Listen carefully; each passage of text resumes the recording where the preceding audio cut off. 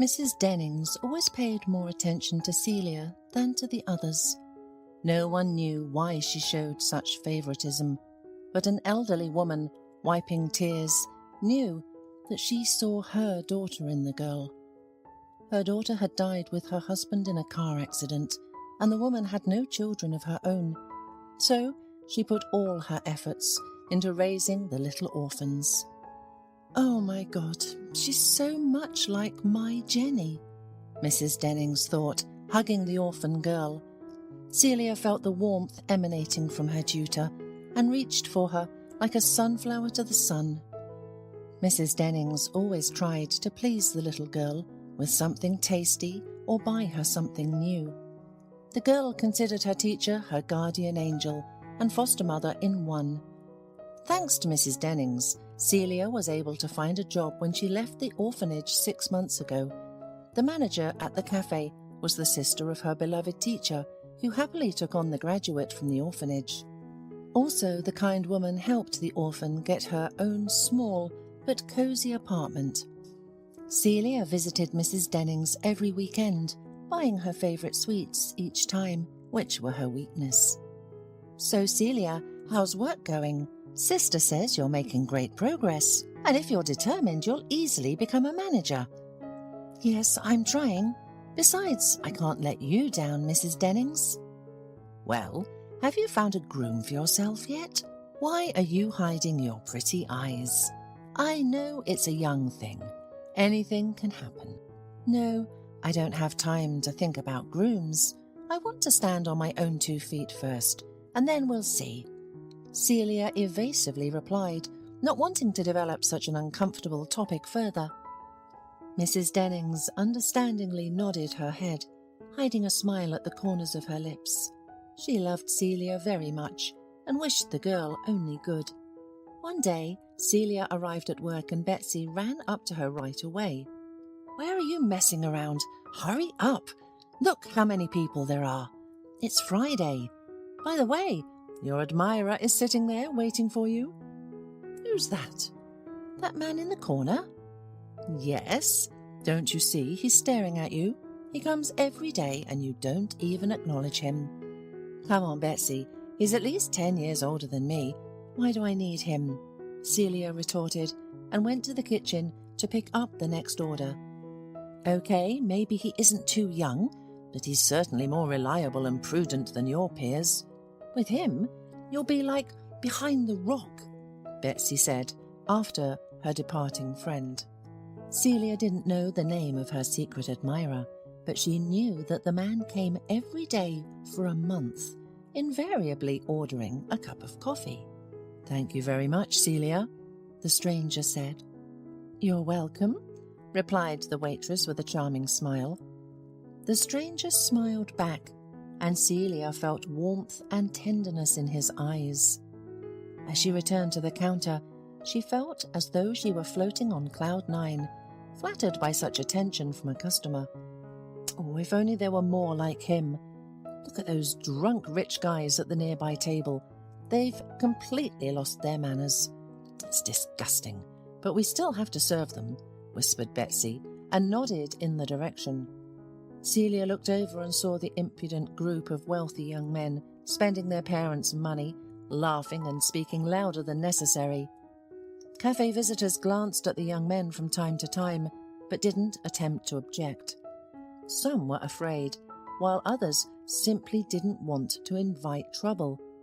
Only the visitor who drank his usual evening coffee looked at the rich kids with obvious disapproval. Meanwhile, Celia decided to make a remark to the disturbers of peace. "I'm sorry, but could you please speak a little quieter? You're not the only ones in the cafe, and you're disturbing other visitors." "As we want, we'll speak. We paid for our order, so what complaints could anyone have against us? And everyone who is not satisfied can leave," one of the rich guys sarcastically replied, who apparently was the troublemaker in the group. "It's not up to you to decide who belongs here and who doesn't," Celia replied, irritated by the impudent tone of the rude man. "Hey, who do you think you are, acting like a queen here, huh? You're just a regular servant. Bring us our order." Celia decided not to argue and not to escalate the unpleasant situation any further. However, the rich man, who was offended by the waitress's comments, harboured anger towards her, waiting for a convenient moment to take it out on the hapless girl. After finishing her shift, Celia hurried home, unaware that a trio of impudent men had followed her, eager to take revenge on the defiant waitress. "Hey, you! What's your name? Stop!" one of the guys yelled, grabbing the girl's hand. "Let me go! How dare you!" shouted Celia, looking around frantically. But there was no one to help her. Betsy lived in another part of the city and was probably halfway home by now. Meanwhile, the men surrounded the girl, becoming more and more aggressive. Suddenly, a tall, burly figure appeared behind them and began pushing the drunken men aside. A fight broke out, and Celia's defender had a tough time. The girl wanted to help the stranger and began screaming and calling for help. The rich men were momentarily taken aback and started looking around. This delay was enough for Celia and her defender to break free from the clutches of the enraged men. Turning the corner, they ran through the courtyards to quickly get away from their... Only when they were finally safe did they catch their breath. Throughout all this time, Celia did not see the face of her saviour, but under the light of a street lamp, she was able to examine him more closely. To Celia's surprise, it was the same man who always drank coffee. "Thank you. You dealt with them quickly," she said shyly. "To be honest, I got my fair share too. I got into a fight like a little boy. Who knows how it would have ended if you hadn't helped," the stranger replied. "Oh, your jacket is torn at the back. It's very noticeable.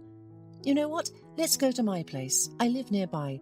I'll make you some tea and we'll fix up your jacket," Celia suggested. "I'm not against it. Let me introduce myself. My name is Brent. And yours is Celia, I already know." The man smiled and took the girl's hand. On the way to her house, Celia and Brent chatted about the details of the recent incident. "Well, here I live. Come in. Of course, it's not a mansion, but it's livable," Celia said, inviting Brent to the bathroom to freshen up and fix himself up.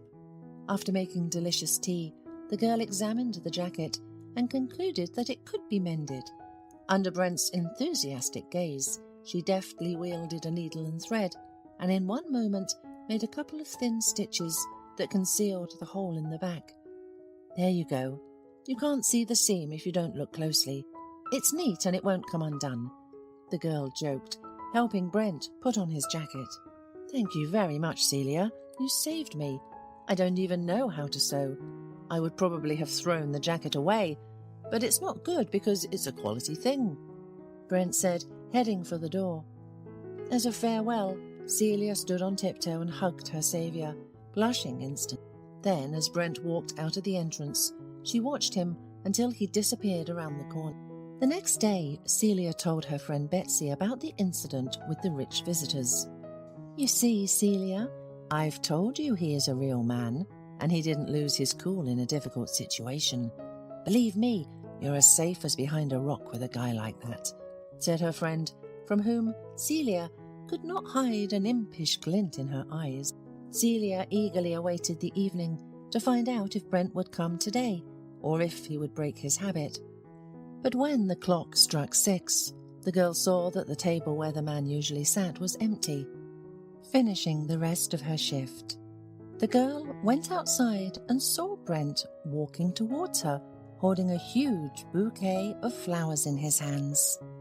Taken aback, Celia was speechless, but the man didn't lose his composure, and, taking the girl by the hand, offered to take her for a walk. That evening was unforgettable. Brent turned out to be a very gallant and attentive suitor, with whom she felt incredible emotional comfort and warmth. As it turned out, the man was a long-distance truck driver, and he could tell many stories about different countries and the things he had seen during his travels. As they said their goodbyes, Celia and Brent kissed and agreed to meet again the next day. From then on, The couple started seeing each other every day, except when Brent had to leave for work. Every time he was away on the road, Celia worried and got nervous. She felt that she had found someone she could lean on and know that everything was all right. She was drawn to Brent every minute, and she knew that the feelings were mutual. He loved her sincerely and took care of her, as evidenced by his every gesture and look. Sleepless nights, warm embraces, kisses, and romantic rendezvous slowly and surely led the young couple to the wedding.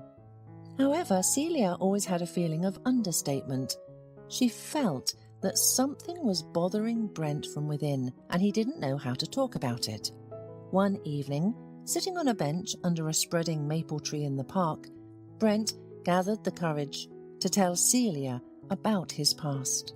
"Celia, I didn't know how to tell you all this time. You see, I was married. My wife, she died during childbirth, and I was left alone with 3 kids." "3?" Celia whispered in shock. "Yes, Celia, I have 3 kids. Twin boys, Jack and Blair, and the youngest, Kate. My wife died giving birth to her." "How did you manage all this time alone?" asked Celia, who couldn't get over such news. "Well, I got used to it. My mother left me in an orphanage and ran away with a biker many years ago. She didn't need me either, just like your mother didn't need you. But I will never put the children in an orphanage. Celia, you probably won't marry me now, will you, with such a burden?" Brent asked, sadly smiling. "Well, if that's an official proposal, I'll go for it." "Why not? I'm an orphan myself, and I know that kids need a mother, especially little ones," Celia said. "Thank you, my dear. I was sure you would understand me," Brent said joyfully and hugged his beloved girlfriend. No matter how much Betsy tried to dissuade Celia from such a serious step, it was all in vain. "Celia, why do you need this man with so many children? Aren't you thinking about your own future? Are you ready to raise someone else's kids?" "Well, you quickly changed your mind, Betsy. You were the one who advised me to be with him, and now you're trying to talk me out of marriage," Celia said, confident in her choice. Despite all Betsy's exhortations, Brent and Celia got married. Even before getting married, Brent introduced Celia to his children. She was very pleased with the meeting and was amazed at how well-behaved and polite the children turned out to be. For the twins, she became their best friend and older sister, while little Kate called her Mum.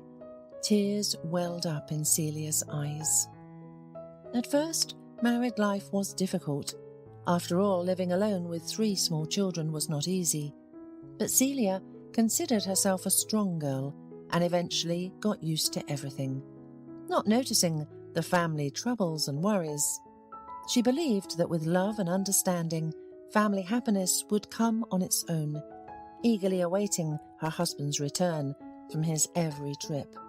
Celia had quit her job at the cafe and dedicated all of her time to raising the children, whom she cherished.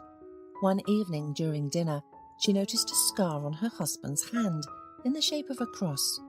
She had long wanted to ask where it came from. "Honey, what's that mark on your hand?" she asked. "Well, my childhood friend Andrew and I decided to make a mark of loyalty and friendship. A cross on the hand, like friends forever. We used a hot nail to make it. He has one just like it," Brent answered, embarrassed about his childishness. "Where is he now, your friend?" Celia asked. "I don't know, Celia. Life scattered us in different directions after the orphanage. Everyone has their own life now," Brent replied, unaware of the important role this confession would play in the future. Unfortunately, Celia's family happiness did not last long. Only 3 years full of love, care, and mutual understanding. Celia had grown attached to the children, and they all called her Mum in unison. It seemed that happiness was within reach. But misfortune came to Celia's home uninvited, plunging her life into a sea of sorrow and suffering. During his last trip, Brent's heavy trailer collided head-on with a dump truck who had crossed over into oncoming traffic. It was early morning and the dump truck driver simply fell asleep at the wheel, unaware that in a moment he would become the cause of a terrible accident. The news of her husband's death shocked Celia. The woman did not know how to cope with the overwhelming grief and relied solely on antidepressants and calming injections.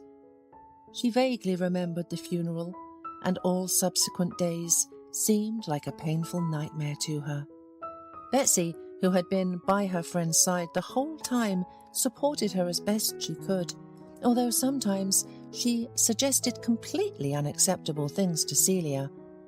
"Celia, put the kids in an orphanage. But where will you go with 3 of them?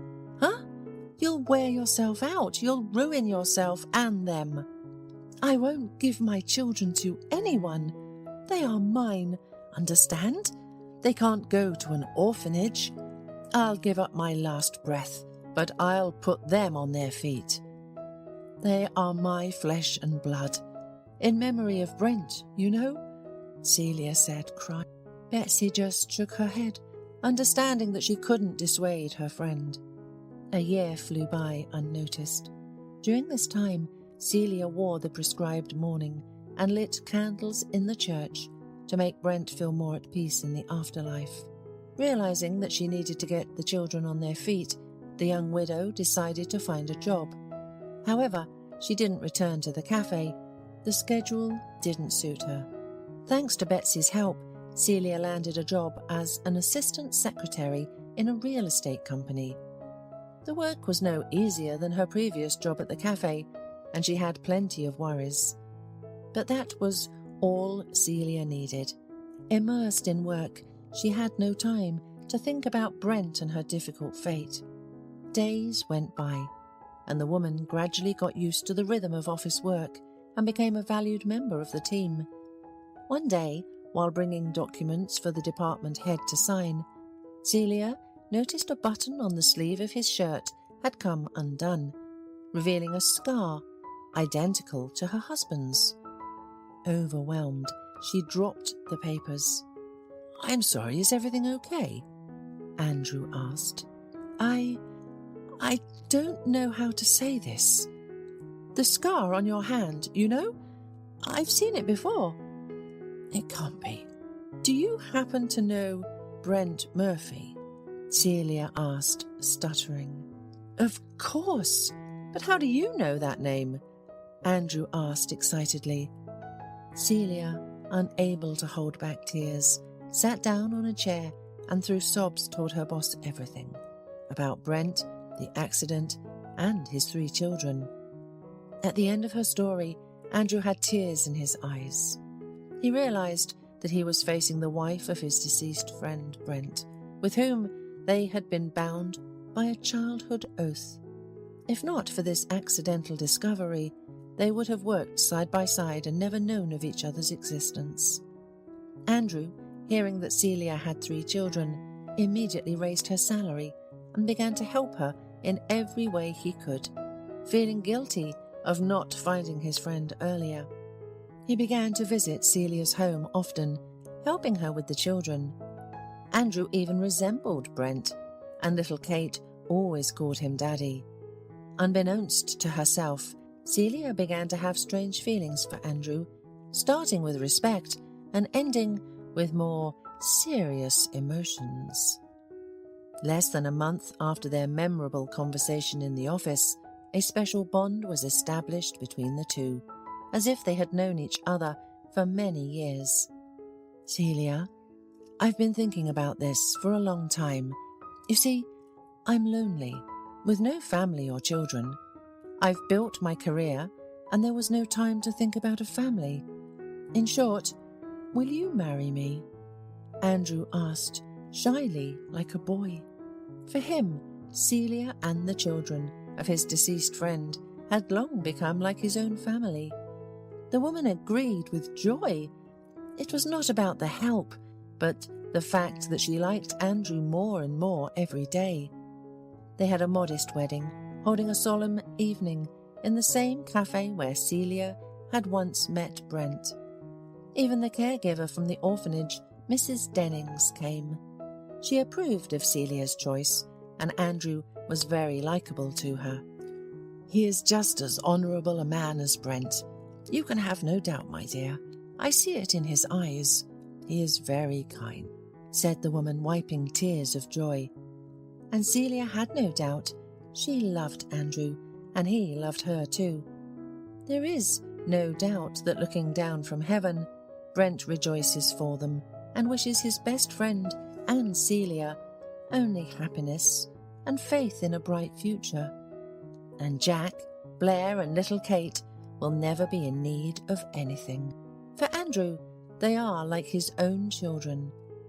After all, the oath they gave each other with Brent many years ago is not subject to time or life's difficulties.